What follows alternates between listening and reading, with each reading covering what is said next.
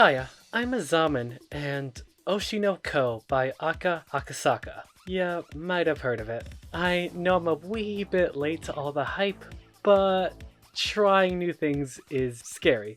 Also, it's the end of the year, and I thought a good way to wrap this year up would be to go over the protagonist of one of 2023's biggest anime. Because, come on, you've heard Idol. It's everywhere.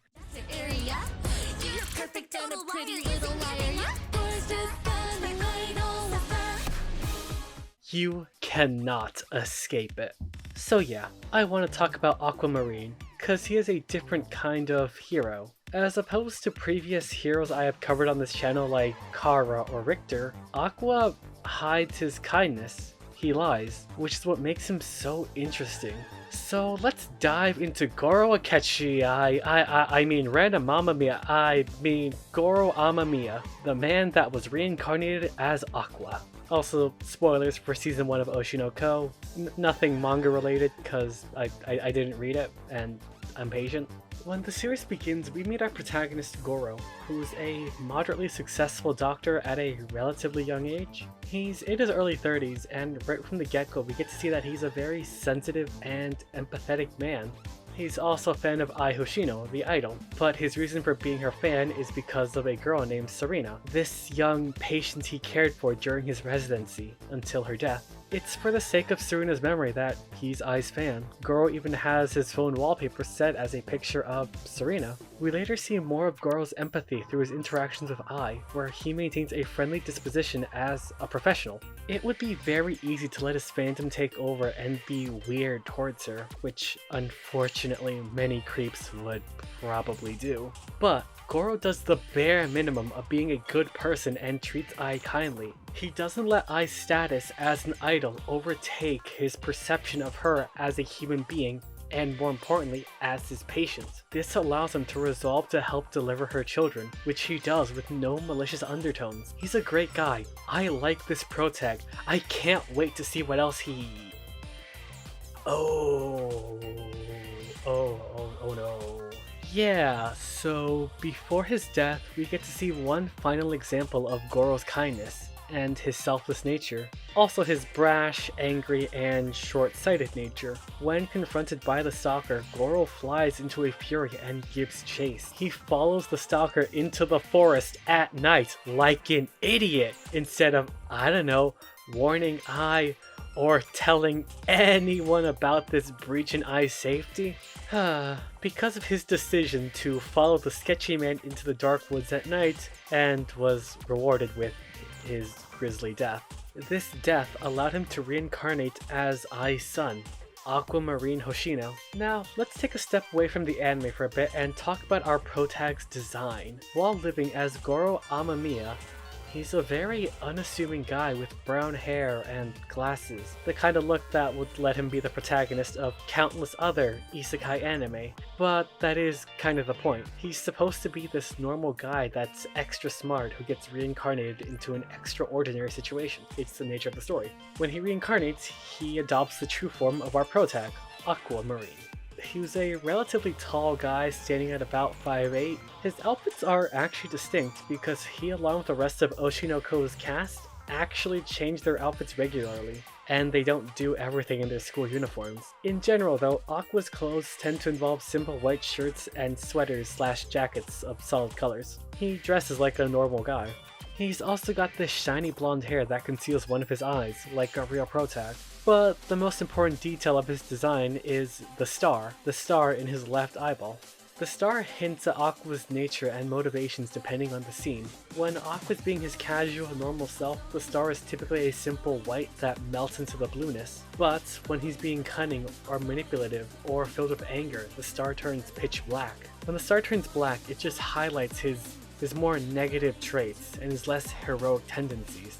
Yet when he's being heroic or showing genuine concern for people, the star gains a luminous light. It's a wonderful detail that makes going back and rewatching season 1 so worth it. The star also serves to symbolize him as being literally half of Ai, even though that comparison isn't a one-to-one because he had personality before being reborn as Aqua, but his current personality makes him reminiscent of one half of Ai.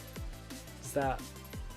He's emotionally distant. He hides his true feelings. Let's get back into the actual show now, because we need some more context before I can do a full, complete overview of him. So we pick up with Goro having been reborn as Aqua Hoshino, who would just be referred to as Aqua from this moment forward. Bye Goro! As a baby, Aqua keeps his prior intelligence and does everything he can do to help Ai, despite being a baby. He even goes out of his way to support her with his twin, as seen here. What's with those babies? They're doing an idle fan dance with such skill! Aren't they infants? You came here because you were worried? Looks to me like you're enjoying this more than anyone else! Instinct took over! But that's amazing! My kids are so cute!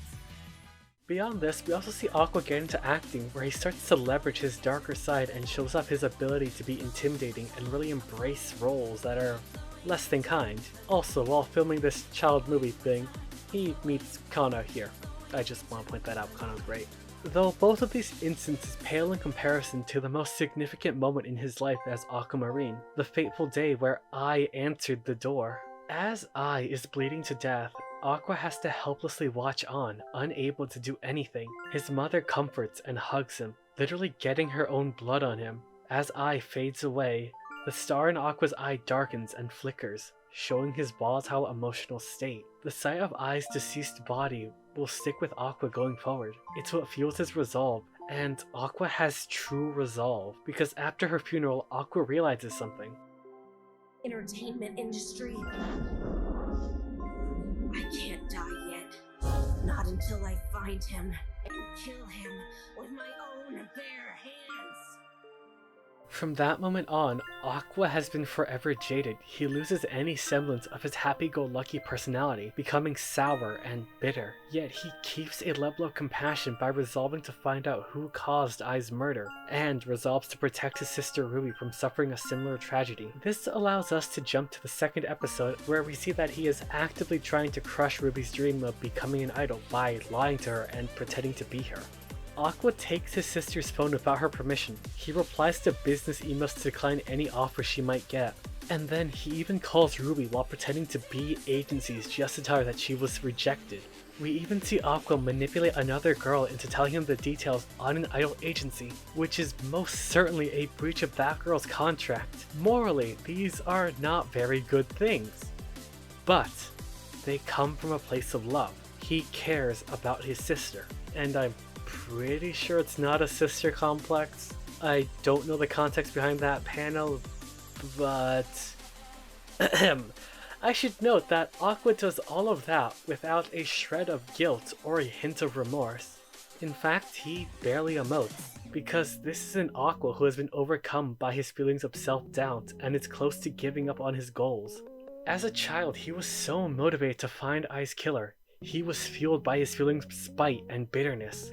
But feelings like those can start a fire. They can't sustain one, which is exemplified through Aqua's reflection on his failed acting career. He believes that he's not capable of great things, that he can't shoot for the stars because of these inherent limits. But that's mostly his self-deprecation talking, and his feelings of hopelessness.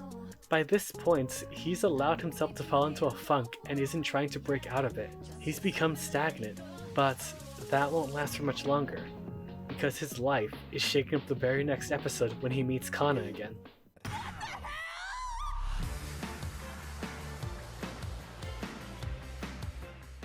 After becoming reacquainted with Kana, Aqua agrees to start on a show with her in order to get close to a man who might be his father.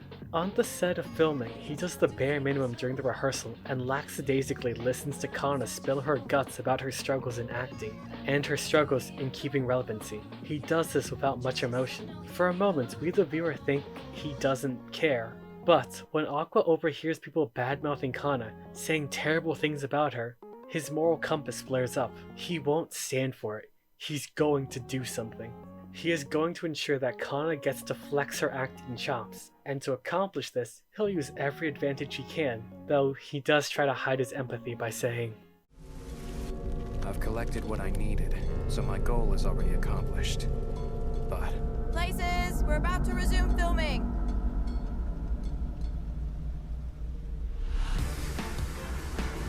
I'm already here. I might as well go out with a bang. Taking us to episode 4. Throughout the early half of this episode, Aqua methodically talks us, the viewer, through how he makes up for his acting weakness by building up the environment, using his footsteps and the puddles on set to elevate the atmosphere, throwing verbal jabs at his co-star to get a more raw performance out of him, deliberately leaning into a punch to add more flair, all for the sake of Kana. He does this for her, though he won't admit it. And something I want to add, though this might be a little headcanny, but I feel like Aqua goes a little too raw on this performance. I think to some degree the hatred he spills out as the character he's playing might be coming from some of his own inner loathing and hatred, whether that hatred is targeted at himself or his father. The eye, look at the star in his eye, it's black, which I think shows his true feelings. I think he relishes a little too much in being the villain here. But then again, he does have a flair for the dramatic, and is also an actor. It's kind of his job. We can now skip to episode 5, where I want to point out this scene. On the surface, there's nothing wrong here. It's just a guy who wants to make sure his sister has some support and wants someone trustworthy at her side. But it's his comment afterwards that gets me a little side-eyed. I read her like a book. He admits to manipulating Kana by prying on her weaknesses, and then says that he didn't really do anything wrong, or lie. Which, he's right. He didn't really do anything wrong, but it feels wrong to an outside viewer like us or Miyako, his stepmom.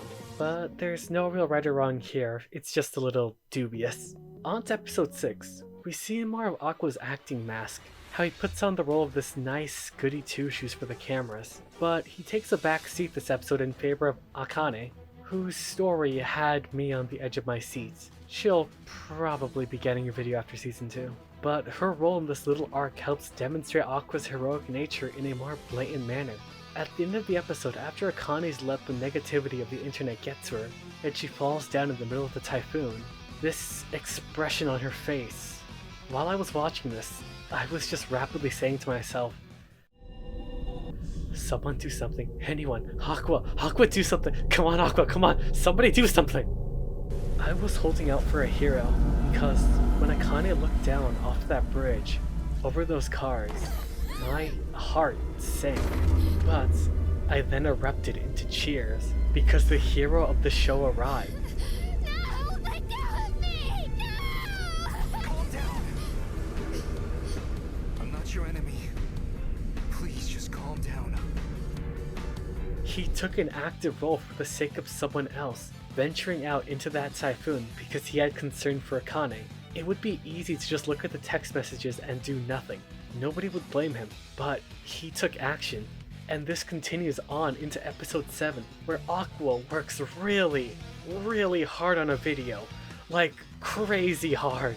He spends multiple hours editing together a small video that features dozens of images, a custom song that he needs to sync up with the visuals, the pain in Aqua's body language when everyone throws a suggestion at him, which just causes the video's length to multiply, is just so damn relatable. But he doesn't stop his progress or slow. He keeps working and incorporates everyone's suggestions. It's wonderful, culminating in the creation of a little video that absolves Akane of her suffering. Additionally, this is also an important bonding experience for Aqua, who gets to work with others, and the video itself is Aqua's first real step towards opening his heart. And in the episodes beyond this, there's no real major development for his character. We get some more info on him, like the type of girl he prefers. So you like older girls? Throw the ball already. Beyond that, we just get to see the lengths he's willing to go through for the sake of others. However, he does still try to hide his kindness. As seen when he puts on Paeon's mask, he does the voice because he wants to help them. He wants to help Kana, Ruby, and Memcho. Though he'll argue that's just him being pragmatic, but he's got a heart under there. Unlike past heroes I've covered on this channel, Aqua doesn't wear his heart on his sleeve. He hides it. He hides his love. He lies about his love because like we were told at the very start of the show, lies are love. At the start of the series, Aqua, then Goro Amamiya, demonstrates true kindness fueled by his passion and desire to help others. This kindness carries over to his second life as Aqua. As a child, he maintained it, yet this kindness becomes distorted and twisted by the death of Ai, and the subsequent revelation he makes of its true circumstances. However, the desire to help remains. It gets buried and muddled under newfound pragmatism. His passion may flicker, and it gets replaced by bitterness and resentment, leading to his actions becoming jaded. They have been corrupted, and Aqua feels like this corruption extends to every part of him, which is why he never wants to help publicly and tends to rationalize his kind acts as something else. Even with all that though, the kindness he shares with others remains true. The underlying desire and motivation is pure, but he has no shame in employing underhanded methods, because just like acting, tricks and setup are the best way to make up for his weaknesses. And that about covers Aqua. I really like Oshi no Ko. I am very excited for the next season because it's a really good show. I love the characters, soundtrack's great, and the English cast did a great job too, which is wild because according to Behind the Voice Actor, most of them seem new to the industry. Also, the English dub has Juby Phonic on the show as Memcho, and that's awesome! Because she made this cover, and it's like, so good.